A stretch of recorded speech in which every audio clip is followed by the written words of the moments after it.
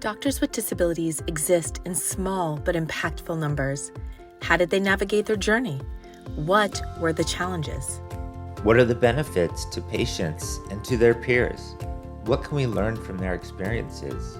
And how do these experiences differ within different medical systems? I'm Lisa Meeks. I'm Peter Poulos. And I'm Quentin Clark from the Canadian Association of Physicians with Disabilities. And together we are thrilled to bring you the Docs with Disabilities podcast Canadian series. Over the next 6 weeks, we are excited to present a 6-episode collaboration with the Canadian Association of Physicians with Disabilities. Join us as we explore the stories of learners and providers who study or practice in Canada.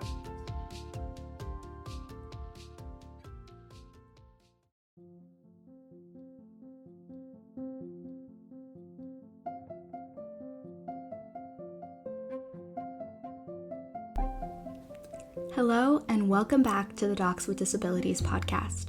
Today we bring you the first installment in a 6-part collaboration with the Canadian Association of Physicians with Disabilities, or CAPD for short.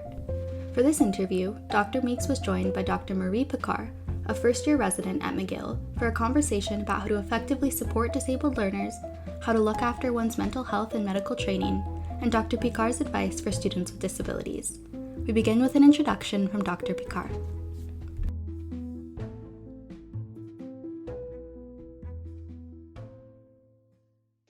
Hi, my name is Marie Picard. I'm a first-year resident at McGill in psychiatry. I go by she, her, and basically how I like to describe my disability is having only one hand. So basically I have my right hand and I was born without a left hand. Bonjour tout le monde, je m'appelle Marie Picard, je suis résidente de première année à McGill. Mes pronoms, c'est elle. Et dans le fond, comment j'aime expliquer mon handicap, c'est surtout que j'ai juste une main. Fait que dans le fond, j'ai une main droite qui est complète, puis je suis née sans ma main gauche. Welcome to the show, Marie. I wanted to start by kind of addressing the elephant in the room, and that is, again, this idea that you have a disability that is kind of large in nature and one that a medical institution might not understand how to wrap their heads around. And so what were the circumstances that you encountered when you were applying or matriculating to medical school? How did people respond? I feel like there's kind of two moments in life where I was more aware of having a disability. When I was really young and people would ask me a lot of questions, you know how kids are, they're just like asking, what's up? Why do you have one hand? What's happening? And then it kind of got quiet for a while until I wanted to enter medical school. And that's actually one of the first moments where people actually start verbally wondering, is it going to be possible? Will you be able to? How will you navigate everything? And to me, it was a really weird question to answer because the only thing I could say was like, well, I don't know. I guess I'll figure it out as I go. So when I started wanting to get into medical school, I actually started asking around. Mostly I emailed like the program. I don't even know who I emailed. I think I emailed the admission committee and kind of told them about me having a disability. And I just wanted to probe around and see if it was going to be a problem. So I've talked to deans and stuff, gotten a few responses that, were really vague and mostly about, I've been told start by doing the admission process. And then if ever you enter, then we'll discuss if you can actually do medical school with a disability, which I thought was not something that should have been done. So I went to McGill. What actually made me decide to go to McGill is they were really open about it. And they kind of fully disclosed the fact that, they haven't had that many people with disabilities before and that they were gladly going to take on that challenge, but they kind of needed guidance from me. And I think to me, it's kind of the best way to go regarding having students with disability when you're an institution is kind of first admit that you don't know and kind of open that line of communication and that's kind of what I really loved about the school I went to, is how I remember having this big meeting when I got in and just disclosing the fact that we're going to run into trouble and difficulties, and we're kind of there to help you as you go through everything, kind of figure out what to do. And I think, to me, that was the most welcoming thing I could get. And I think it's really important because I did feel welcome there, but there was other places where I felt like I was a burden, right? We don't want to do anything regarding you having a disability. It's more difficult, it's more trouble. We don't even know if you're going to be able at the end of the day.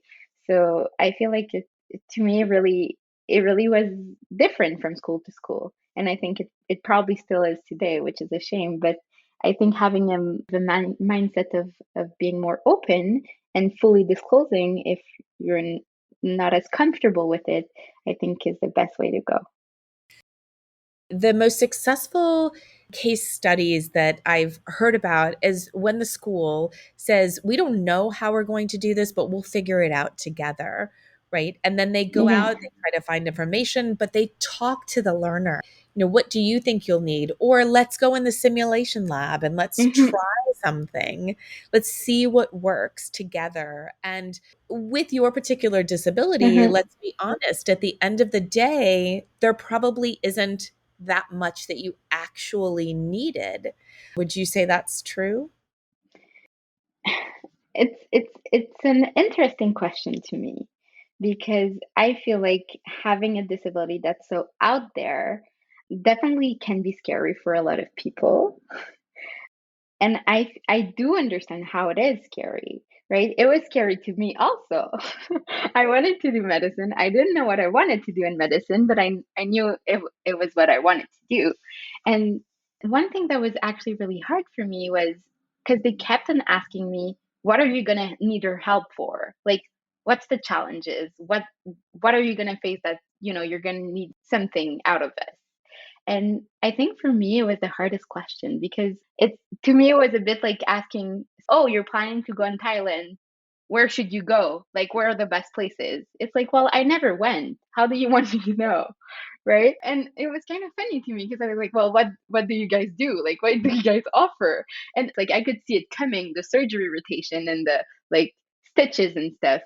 But now that I'm done with like med school and clerkship, I realize how like a little piece of everything this was, right?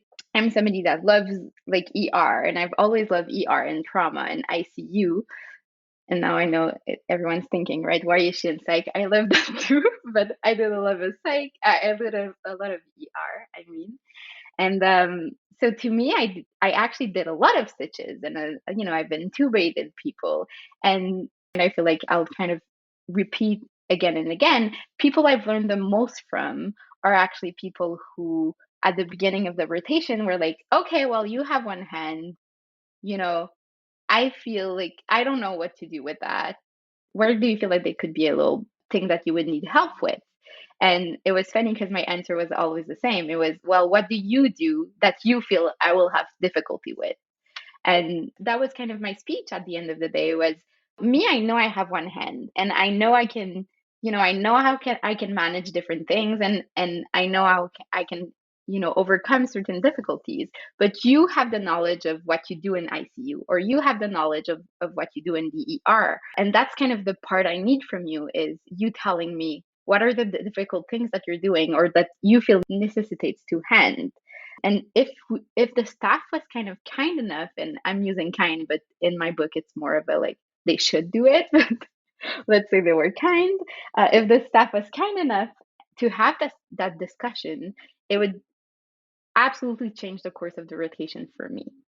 And it would also, not only would it help me kind of navigate and practice beforehand different things I would need to do, but it would also open this line of communication with them, which was always greatly appreciated from both parties, I think, because for them, it's also maybe an uncomfortable thing, right? They weren't told beforehand, like, oh, you're going to get this one student that has one hand. So for them also, sometimes it was surprising. What do you do with those students, which usually you let intubate on the first day, but then you have this one that, oh, it's going to need, a little bit more time to maybe have her intubate by her own, right?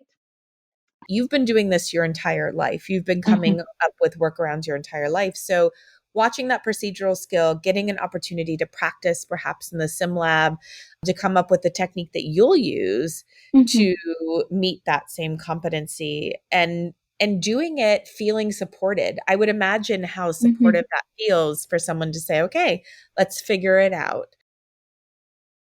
I'm somebody who really pushes myself, and that's just part of my nature.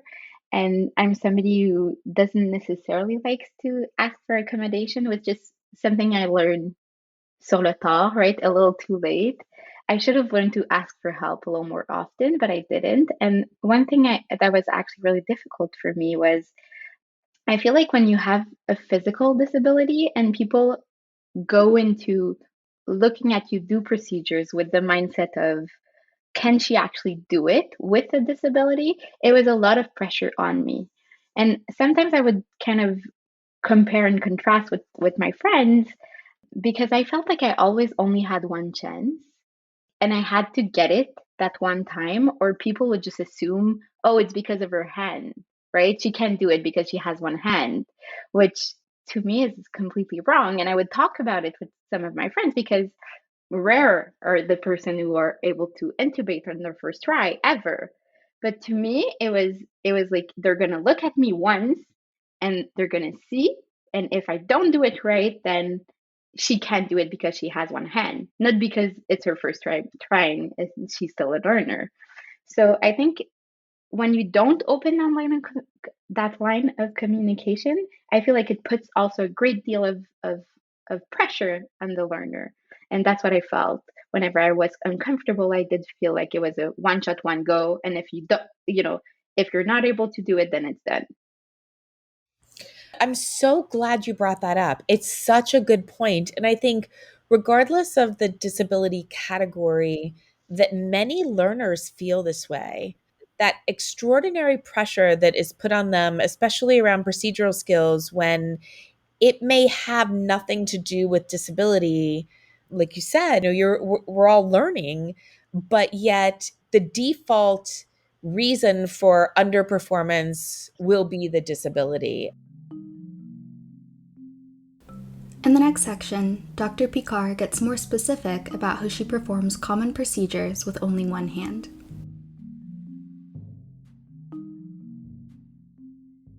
I'm sure that the listener right now is thinking, okay, but how did she do this without a forearm? Like how did she throw a stitch? How did she do a pelvic exam?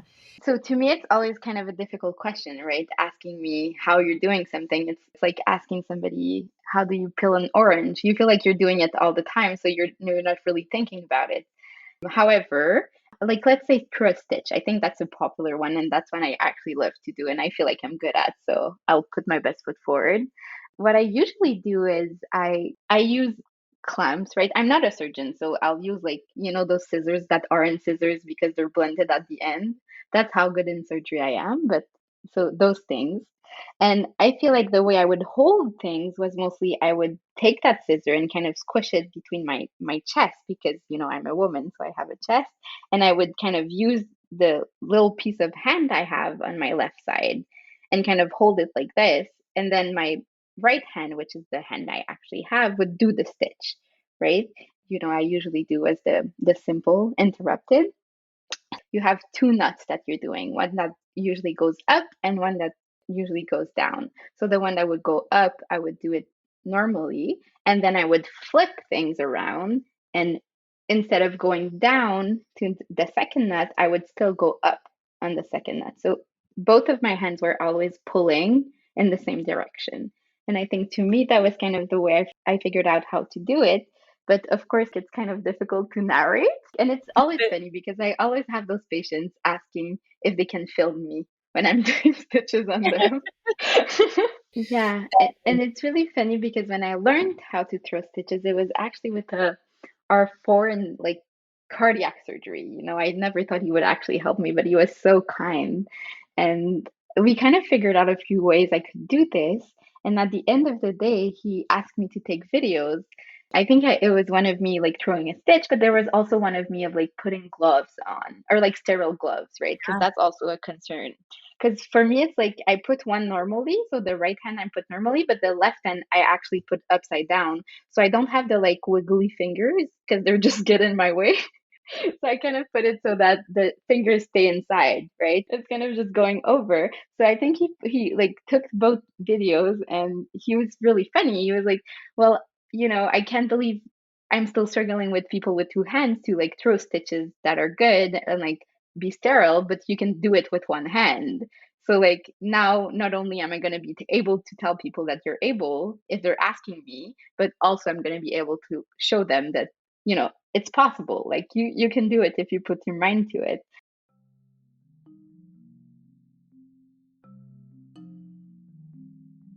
The conversation now shifts to consider Dr. Picard's relationship with patients. Listen or read along as Dr. Picard describes the hesitancy of some patients to identify her as a medical student because of her disability.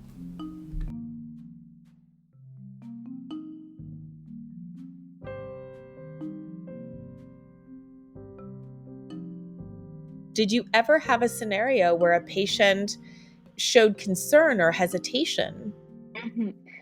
Yes, a lot actually. It's I remember, or like I always have, and this interaction actually happened more than once, where I go into the room and I'm like, "Hi, my name is Marie. I'm gonna be at the time I was a medical student. I'm the medical student, and they were like, "Oh, so you're studying to be a doctor?" I was like, "Yeah, that's the point of being a med student." And they would answer, "Well, you can't be a med student if you have one hand. Like, I thought you were the nurse." And I've been told that so many times. And my answer at the end was always like, how could I be a nurse? Like, nurses in my head are doing even more procedural work at the hospital than doctors. So at the end of the day, I would kind of answer, well, how do you think I can be a nurse but not a doctor? Like, and I feel like sometimes it would always make me laugh. It's like people I feel have this conception of a doctor as unfortunately still being this white man with two hands and like this white saho that he's wearing and looks confident and has his stethoscope around his neck. And I feel like it's about, you know, also just about being there and having one hand. And at the end of the day, I would tell them, like, no, I can't be a nurse, but you'll see I can be a doctor.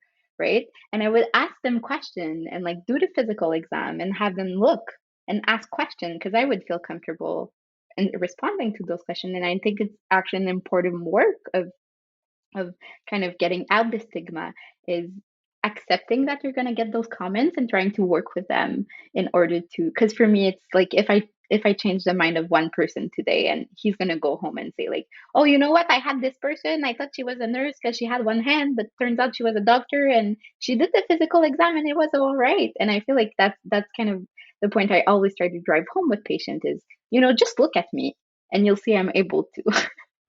Well, I think that's such an important point that you make about combating stereotype and stigma right there in that interaction with the patient. And so that's so interesting. And I love the way you approached it, which is ask me questions. That's okay. And I think that that is really important to be approachable as well.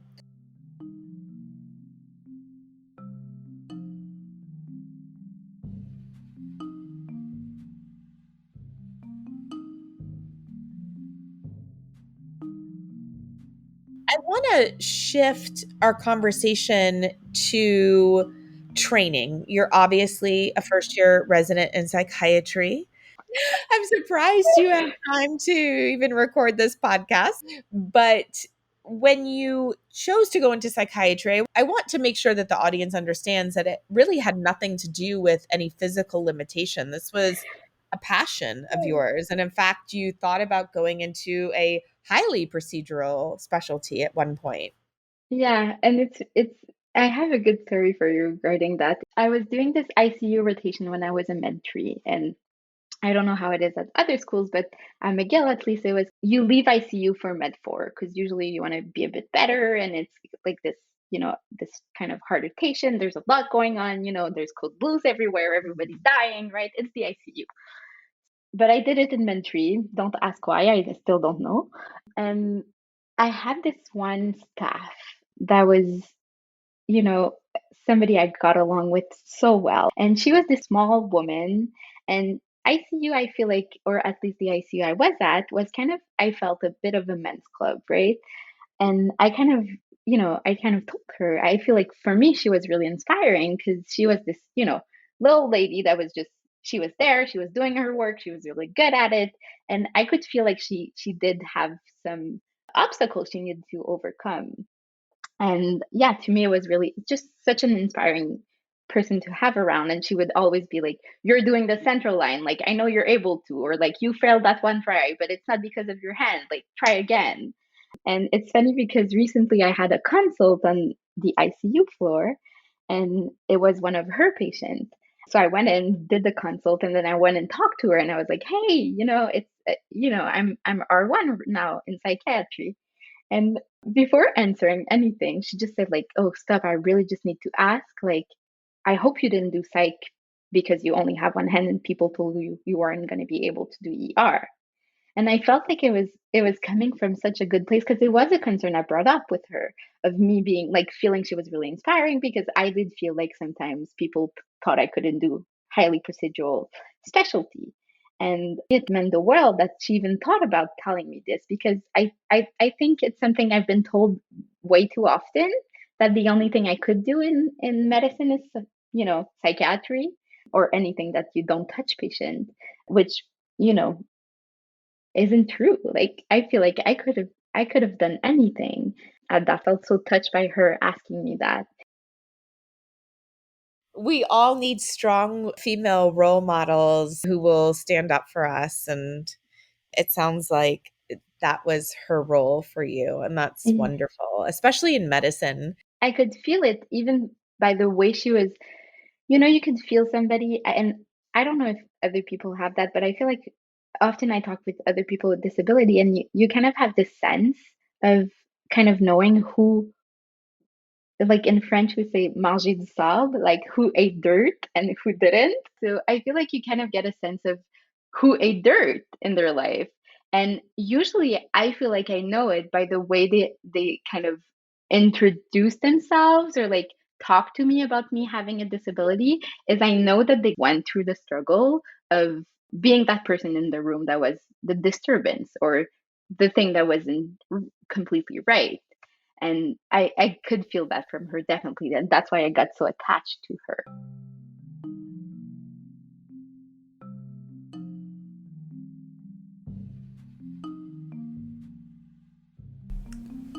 Dr. Meeks and Dr. Picard now transition to a discussion of Dr. Picard's work with the CAPD. Listen or read along as Dr. Picard shares the impact of belonging to a group of healthcare providers with disabilities.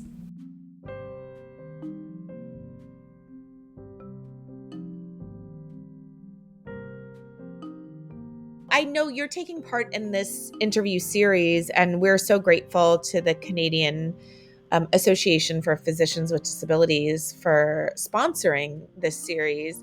I'm wondering if you can share your experiences and being part of that group and what that meant to you as you were navigating medical school. So I think it's a really lonely place to be, being in medical school and having one hand. And I think anybody with some sort of, disability or, whether it's BIPOC people or, you know, gender identity things, I feel like you just feel really lonely. I couldn't ask around, how would you do that if you had one hand since you were born? And having this kind of support group or finding out about this support group, first of all, and then finding out that some people were actually living through similar struggle that I was, I think was a relief for me. And the other part of it, I feel, is making the world a little bit better. And I think it's something I really love about the CAPD is that I feel we're trying to make a little bit of a change regarding having disabilities in medical school and having people I could do that with that are as inclined and that want to change, that want to see change as much as I do, is really inspiring to me. And it's really And I'm kind of getting hopeful because at some point you get so lonely that you're like, well, do I really want to, make so much effort to change things when I feel like, I'm the only one who's going to benefit from it? Like, is anybody going to benefit from it? But then having this group kind of made me realize that no, actually, a lot of people are going through similar things, whether it's having it like visible disability, but also like mental health issues and anything regarding health in general. People need accommodation and people never know where to find them. So I feel like it was kind of inspiring to me. And I feel like when I got into medical school, and I was more of the kind of, I can do that myself. I don't need anything. I don't need anybody. Like, I can do it myself. And I feel like it got me through this place where at some point mental health was starting to come into play, right? It was harder for me to cope with things. And it was hard because I felt alone, but it was also hard because I feel like I was inadequate, right? I wasn't enough. I would think about, okay, well, maybe it's the time where actually it doesn't work having one hand and being a medical student. Like, I can't be a doctor. But it was always those moments where I would have this support system, or there was one person I would kind of get along a little more, and I would, just write to her and say, like, that's how I felt today.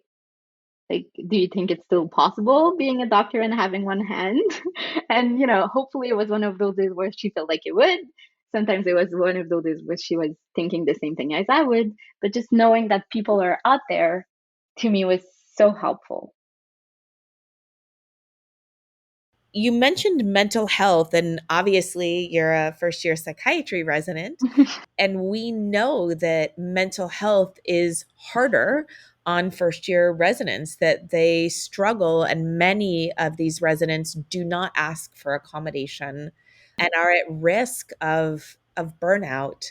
In what ways do you address your need for mental health supports, Mhm. and in what ways do you think, other trainees maybe should be more cognizant of their mental health needs and help seeking behavior?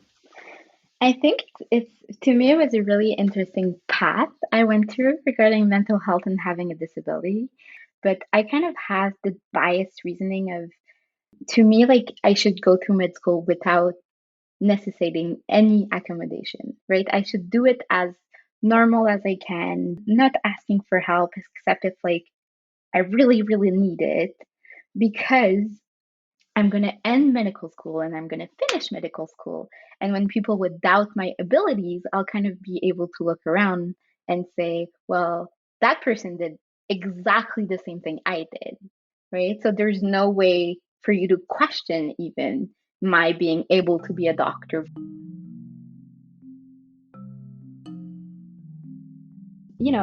It was a struggle doing medical school. And I think for me, also in terms of mental health, it was really difficult because when I hit the end of clerkship, a lot of things happened. And it was a more, a rougher patch in terms of mental health for me. And it was really hard for me to go seek help because it got me so frustrated that I was able to go through med school without necessitating that much in terms of accommodation. And it was really hard because it was the time where I was actually needing accommodation for my mental health. So for me, it was getting difficult because I couldn't tell people that I was able to go through med school without needing anything anymore. So for me, I kind of saw it as a failure. And I feel like somebody told me that, and I think they're right, that it's actually a strength to have ask for help. And one thing that was also really difficult for me was I was so used to my stigma being out there, right? When you have a disability and you only have one hand, like, people see it, right? And it was funny because when I was doing CARMS, it was online, and a lot of my CV was about, disability or like doing different things having one hand. And it was always funny because I had to introduce the fact that I had one hand, which I never did in my whole life. Because, like, usually, people just see I have one hand. I don't need to tell you, like, oh, by the way, I have one hand. In terms of needing accommodation for mental health, it was really hard because it was this new kind of challenge of having to explain what I have in terms of mental health, and like having my stigma not being completely out and actually seeking for help for something I have and having to explain to people like, okay, this is what I'm going through right now. Therefore, I feel like I would need this, or like, do you have anything to offer? And it's funny because I was talking about it with one friend recently that was telling me how it was great because I was kind of so transparent regarding my mental health issues. And I'm so used to my stigma just being exposed that I think to me, it's kind of abnormal to keep your mental health inside and like keep it hidden from everybody.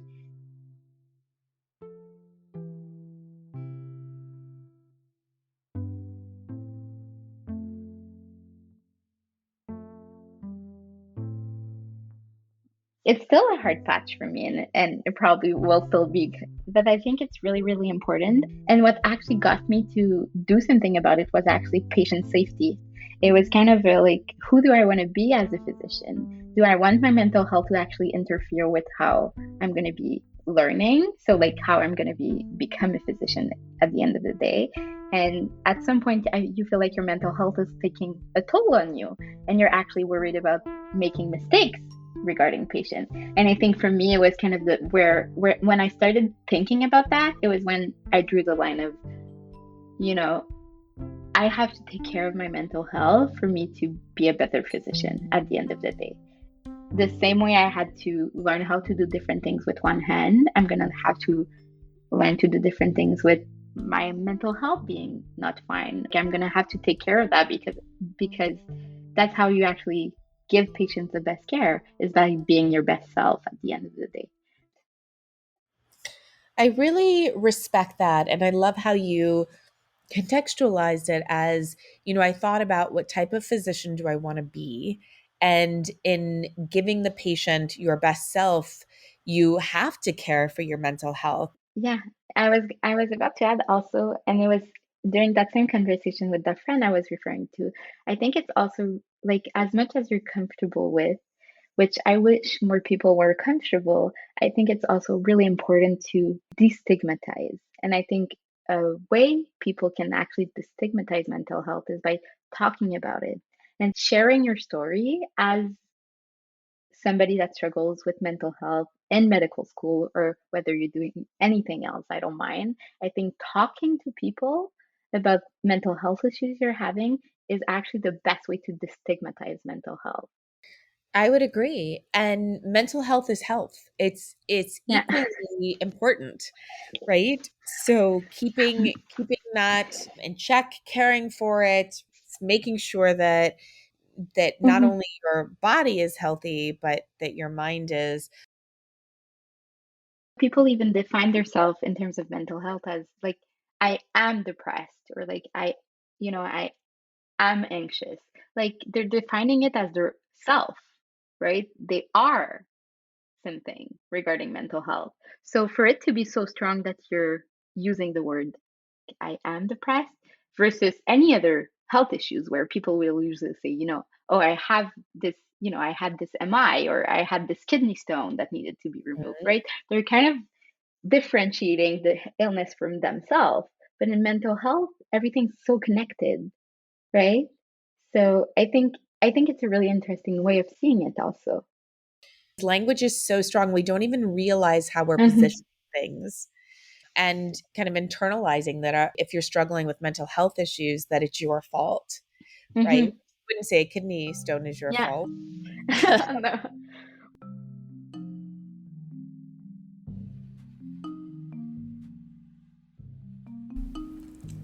In the next section, Dr. Picard shares how her perspectives and experiences changed when she transitioned from medical school into her postgraduate training in psychiatry.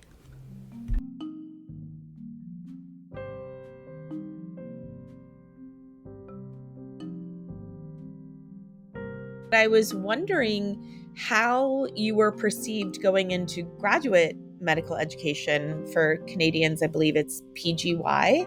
Was that any different? What was the experience like for you? I think like, in terms of disability, honestly, as you mentioned, I mean, I'm a psychiatrist. I think, like, I touched a patient last week and I was surprised. Like, I needed to put Gov on, and I was like, "Ooh, big day," right? I don't touch patients a lot. But I think in terms of the thing I noticed the most was having this.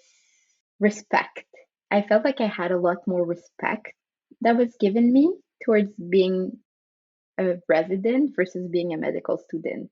And I feel like having that respect is definitely helping getting myself a little more accepted. It's like, oh, you went through med school, so like you graduated, so now somebody said it's okay for you to be a doctor with one hand, so I can't question it anymore. So now do your thing, right? You're able to do everything, which to me is always great because I feel like I don't know much more from what I knew in May when I was a med student. It's not because I had 2 months graduated that suddenly I became this wonderful doctor. Because of the respect, I feel like people are treating me different. People, instead of asking me, like, how do you do that? They're going to ask me, oh, can I see, like, next time you do it, do you mind me watching? Like, I'm curious. That's so interesting. I love that for you because I think it has to have an impact on how you Mm-hmm. even come alive in the space, but likely also has to do a little bit with not being a procedural subspecialty as Oh, well. yeah, that's for sure. And it was interesting because, when I was referring to that one woman and that one physician that kind of asked me if I got into psychiatry because I didn't want to, people discourage me from going into ER. It was funny because I kind of told her, I kind of chose psychiatry for a lot of reasons, but also because I don't want to end up being burned out. And to me, it's an important part of my health, right? I don't want to end up being burnt out and I don't want to end up being unhealthy. And to me, it was an important part of me choosing psychiatry. And often I get this question, which I feel is really odd, is would you have been able to be a surgeon? Like for real, come on, Marie, genre, we're talking, friends to friend, like tell me, like, do you really think you could be a surgeon?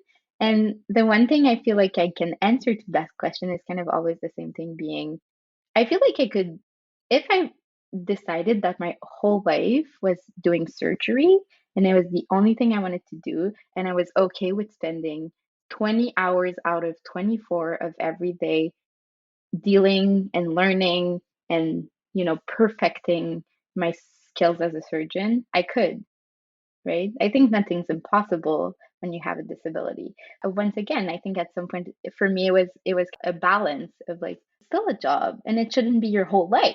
You shouldn't spend 20 hours out of 24 of your day doing that for the rest of your life. So for me, it was kind of the choice I made, and I think it's an important choice as trainee. And I think I got this reasoning and this way of thinking earlier because of my disability. But I think it's something that a lot of my peers would overlook is how much do you actually want your job to be your life, right? And I think it's really important to consider, actually. It's absolutely important to consider. And, perhaps people don't weigh the true cost of Mm-hmm. of a chosen specialty, which is a great segue into that second question, which is kind of the question that we have for all interviewees, which is what advice might you give to the learner who's listening to this podcast and listening to your story and thinking, can I not go into medicine? What should I be aware of as a person with a disability? I think my first point would be absolutely you can. Like, honestly, I was probably the worst candidate and I made it through. That's my first point. So you're probably able to.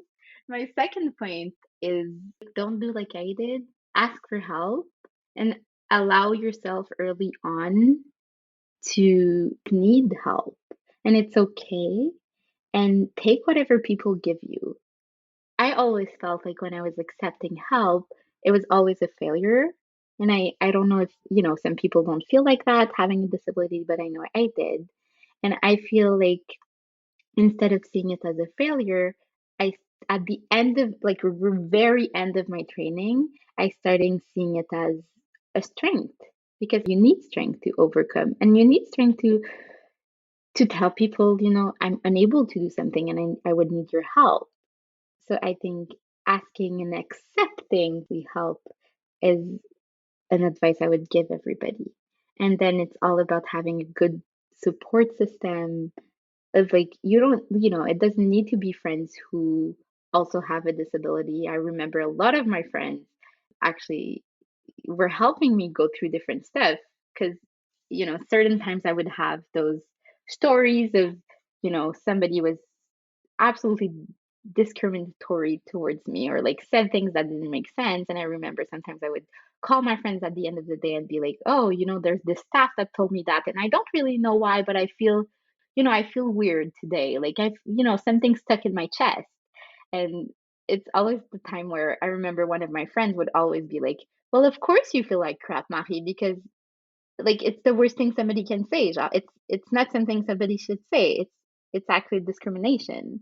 So I feel like even me sometimes I kind of needed to be reminded that we live in a world where discrimination is a thing, unfortunately, and you're probably going to face it as a person with disability. You're probably going to face it as a woman, a person of color, anything, right?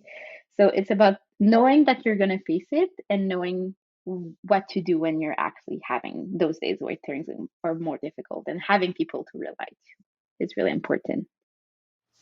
And I would even add to that, practicing how to respond to those things so that in the moment Yeah. you're not completely caught off guard.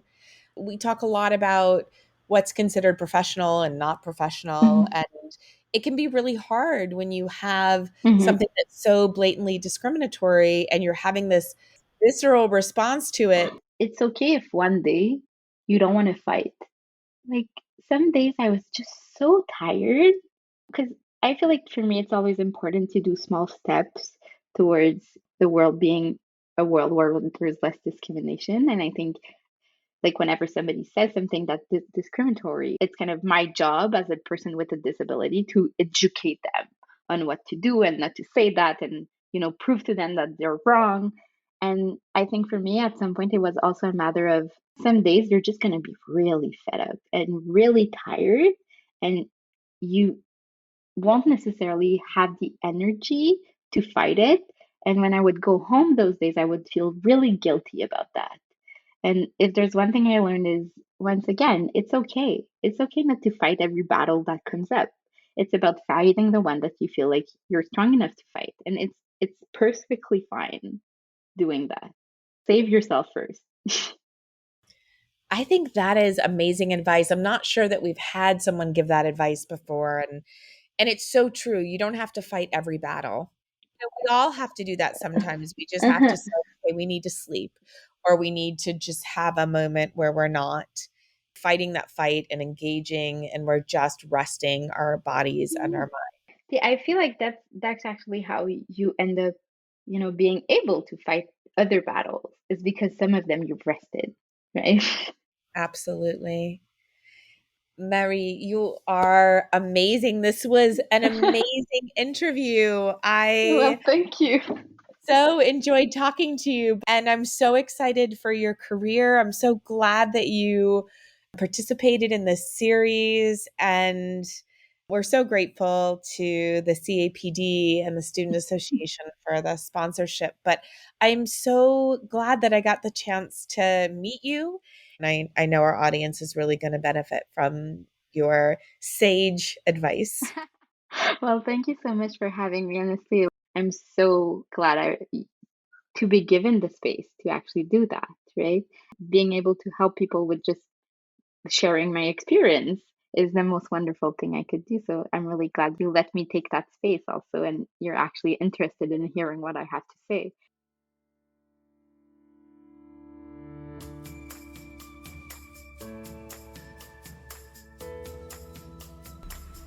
On behalf of the Docs with Disabilities team, we want to thank this episode's guest, Dr. Marie Picard. We are so grateful for your willingness to share your story, your advice, and your wisdom with our audience, and we wish you all the best as you continue your medical career. To our audience, thank you so much for joining us for this episode.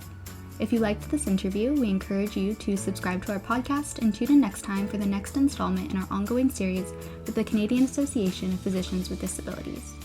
We also encourage you to check out the International Conference on Academic Medicine, which will be hosted by the Association of Faculties of Medicine of Canada in Quebec City in April of 2023. The keynote for the conference will focus on ableism in medicine.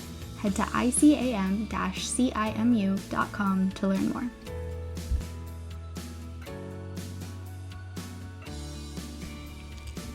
This podcast is a production of the Docs with Disabilities initiative as part of a special collaboration with the Canadian Association of Physicians with Disabilities.